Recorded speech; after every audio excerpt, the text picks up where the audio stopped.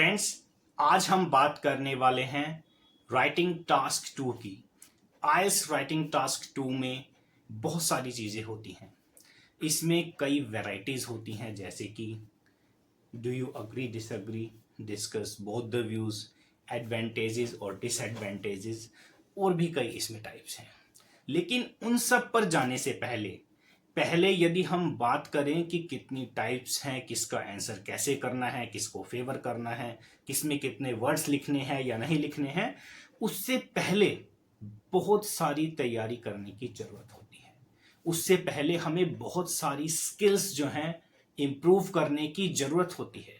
तो पहले आज मैं इस वीडियो में उस पर बात करूंगा कि आईएलटीएस राइटिंग टास्क 2 पर जाने से पहले आपको किन स्किल्स को डेवलप करना पड़ेगा, आपको किन स्किल्स को सीखना पड़ेगा, आपको कौन सी एबिलिटीज़ डेवलप करनी पड़ेंगी, अपने जो फ्लॉज हैं तो किस तरह के फ्लॉज आपको खास तौर से दूर करने पड़ेंगे। उसके बाद आईएलटीएस राइटिंग टास्क 2 और उसकी वैरायटीज़ को फ्यूचर में किसी दूसरे वीडियो में हम डिस्कस करेंगे। तो सबसे पहले बात करते हैं ग्रामर की। इसमें पहली कंडीशन ये है कि आप कोई ग्रामेटिकल मिस्टेक ना करें। अक्सर मैंने देखा है कि स्टूडेंट्स कुछ फ्रेजेस को, इडियम्स को क्रैम करना शुरू कर देते हैं। कुछ रेडीमेड सेंटेंसेस होते हैं तो उसमें वो टॉपिक से रिलेटेड कुछ फिलर्स डालकर लिखने की कोशिश करते हैं। तो मैं खास तौर से उन लोगों को, उन स्टूडेंट्स को ये बताना चाहता हूं कि यदि आप इस पैटर्न से लिखेंगे तो कभी भी आप 6 बैंड्स को क्रॉस नहीं कर पाएंगे, क्योंकि जो आप रेडीमेड स्ट्रक्चर लिख रहे हैं वो, उसमें जब आप फिलर्स डालेंगे एक पैच की तरह लगेगा। उसमें एक अच्छी राइटिंग कभी भी नहीं की जा सकती। तो सबसे पहले यदि आप आईएलटीएस कर रहे हैं, आईएलटीएस राइटिंग की यदि मैं खास तौर से बात ना भी करूं, तो सबसे पहले आपको अपनी ग्रामर इंप्रूव करनी है। सबसे पहले आपको इस बात को एंश्योर करना है कि आप कोई भी ग्रामेटिकल मिस्टेक ना करें। सेकंड चीज जो है वह है ग्रामेटिकल रेंज, यानी कि जो सेंटेंसेस आप लिखने वाले हैं उसकी एक अच्छी खासी रेंज आपके पास होनी चाहिए। रेंज से मेरा मतलब है, फॉर एग्जाम्पल, यदि फर्स्ट सेंटेंस में आपने इज बीइंग और थर्ड फॉर्म का यूज कर दिया, फॉर एग्जाम्पल एजुकेशन की हम बात करें, आपने फर्स्ट सेंटेंस लिख दिया कि the importance of education is getting increase day by day, तो आप कोशिश करें कि is being plus third form का दोबारा आप इस्तेमाल ना करें। दोबारा जब आप नेक्स्ट सेंटेंस फ्रेम करें तो उसे एक अलग सेंटेंस में आप लिखें। तो यहां पर ग्रामेटिकल रेंज का होना बहुत जरूरी है। तो दो चीजें हमने अभी तक डिस्कस की, फर्स्ट ग्रामेटिकल एक्यूरेसी और सेकंड ग्रामेटिकल रेंज, यानी कि रेंज ऑफ सेंटेंसेस हमारे पास हों और वो करेक्ट हो ही हो। यह पहली कंडीशन है। तो जब आप अपनी ग्रामर इंप्रूव कर लें, साथ ही साथ आपके पास ग्रामेटिकल रेंज भी है, उसके बाद आपको फिर दो चीजों पर फोकस करना है, एक वोकैबुलरी और दूसरा इडियम्स एंड फ्रेजेस। वोकैब से कभी भी मतलब ये नहीं होता कि आप बहुत डिफिकल्ट वर्ड्स ले आए। आप उन वर्ड्स को अप्रोप्रिएट तरीके से यूज कर रहे हों या नहीं कर रहे हों और आप उनको यूज करना शुरू कर दें, इससे आपको तो सेटिस्फैक्शन मिल सकती है, लेकिन एक अच्छा बैंड आप स्कोर नहीं कर पाएंगे आईएलटीएस राइटिंग में। तो जो दूसरी चीज मैंने बताई, जिसमें दो बातें थी, एक तो आपकी वोकैबुलरी और दूसरा इडियम्स एंड फ्रेजेस। वोकैब तो फिर भी स्टूडेंट्स अच्छी खासी यूज कर लेते हैं, लेकिन जब आप वोकैब की प्रैक्टिस करें तो आप खास तौर से उन्हें सेंटेंसेस में यूज करें। आप देखें कि आईएलटीएस राइटिंग टास्क 2 के जो टॉपिक्स हैं उसमें आपकी वोकैब कहाँ सूट कर रही है। आप उसके 2-4 सेंटेंसेस बना लें, 2-4 सेंटेंसेस प्रैक्टिस कर लें। और यदि मैं बात करूं इडियम्स एंड फ्रेजेस की, मोस्टली स्टूडेंट्स की जो आईएलटीएस राइटिंग में फ्रेजेस और इडियम्स यूज होते हैं वो एक पैच की तरह लगते हैं। ऐसे लगता है मान लो कि ये शर्ट है और ये कहीं से डिफेक्ट हो गई, तो हमने एक दूसरा कपड़ा लेकर इस पे स्टिच कर दिया हो। तो इस तरह से आप इडियम और फ्रेजेस यूज करने से अच्छा है कि आप यूज ही ना करें। लेकिन यदि आपका टारगेट 6+ है तो आपको इडियम्स और फ्रेजेस यूज करने ही पड़ेंगे। तो आपको उन्हें इंप्रूव करना है।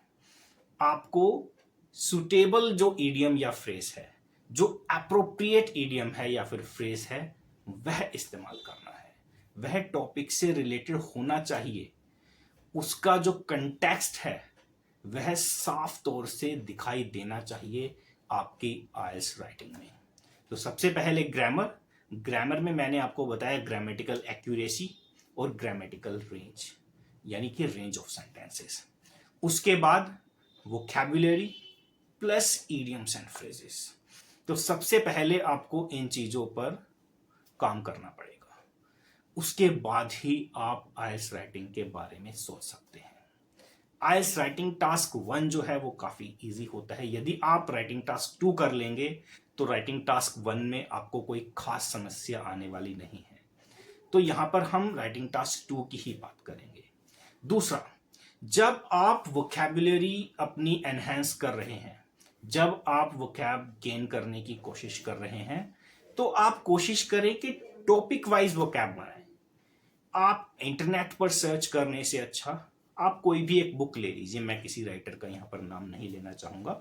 आप कोई भी आईएलटीएस राइटिंग की बुक ले सकते हैं। आप उसमें टॉपिक पढ़ना शुरू करिए। आप कैटेगरी बना लीजिए। फॉर एग्जाम्पल, कोई टॉपिक एजुकेशन से रिलेटेड है तो आप एजुकेशन मार्क कर लीजिए। मेडिकल फील्ड से रिलेटेड है तो आप मार्क कर लीजिए।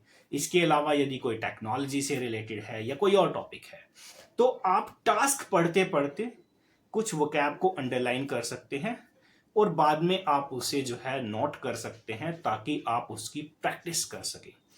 तो जो वोकैब है, एक तो आपको इंटरनेट पर सर्च नहीं करनी है, क्योंकि स्टार्टिंग में जो पेजेस हैं जो बहुत ज़्यादा प्रमोट हो चुके हैं उस पर अच्छी वोकैब देखने को नहीं मिलती है। तो बेटर है कि आप अपनी वोकैब जो है प्रैक्टिस करने के लिए उसके नोट्स खुद ही प्रिपेयर करें। यह बेहतर रहेगा। लेकिन जब भी आप प्रैक्टिस करें तो वो टॉपिक वाइज आप प्रैक्टिस करें। आप वोकैब का रट्टा मत मारिए, आप उसे क्रैम मत कीजिए, आप उसे सेंटेंस में प्रैक्टिस कीजिए। तो ये है वोकैब की प्रैक्टिस करने का सही तरीका। और सेम तरीका आप जो है इडियम्स और फ्रेजेस के लिए भी यूज कर सकते हैं। बुक्स में आपको इडियम्स और फ्रेजेस मिलेंगे। आप उसका कंटेक्स्ट समझिए, उसका कंटेक्स्ट समझने की कोशिश कीजिए और देखिए कि कौन सा इडियम या कौन सा फ्रेज किस कंटेक्स्ट में, किस संदर्भ में यूज किया गया है। तो जब आप प्रैक्टिस करेंगे इडियम्स और फ्रेजेस की, तो आपको कंटेक्स्ट ध्यान में रखना पड़ेगा।